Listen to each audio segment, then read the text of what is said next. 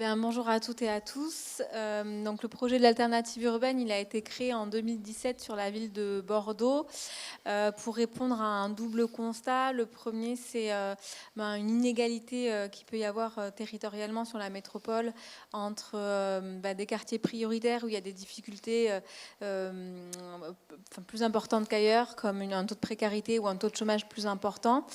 Et le deuxième constat, c'est qu'aujourd'hui, dans le monde de l'insertion, les missions proposées, il y en a moins de 10% qui sont des missions intellectuelles et du secteur tertiaire.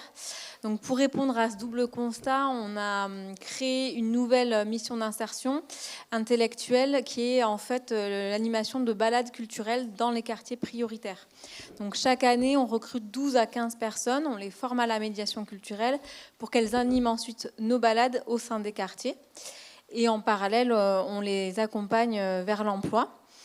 L'idée, c'est vraiment de pouvoir bousculer les représentations qu'on a d'une personne en fragilité, de la placer au devant de la scène, qu'elle passe d'une position d'apprenant à une position de sachant. Je pense que dans ce cadre-là, il y a l'une des premières éclaireuses urbaines qui nous a dit « c'est la première fois qu'on fait marcher ma tête ». Et je pense que cette phrase est assez emblématique du projet qu'on porte.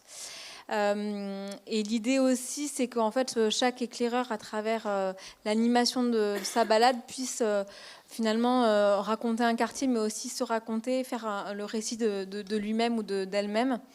Et on a par exemple quelqu'un comme Hicham, il y a 4 ans, qui a connu un parcours migratoire depuis la Syrie, qui lui faisait des parallèles entre l'architecture de Damas et celle de Bordeaux. Donc c'est dire que quels que soient les profils qu'on accompagne, en fait, il y a toujours un moyen pour ces personnes-là de pouvoir se raconter au sein des balades qu'on réalise, enfin qu'ils réalisent d'ailleurs. Et donc sont orientés par tous les acteurs sociaux du territoire.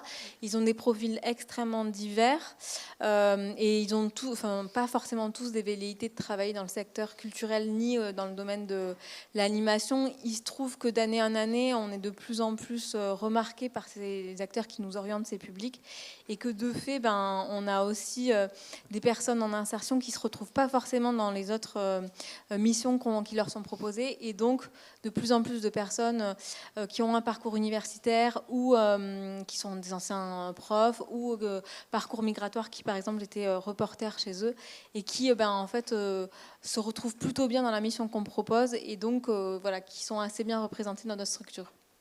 Merci beaucoup pour cette présentation de l'alternative urbaine.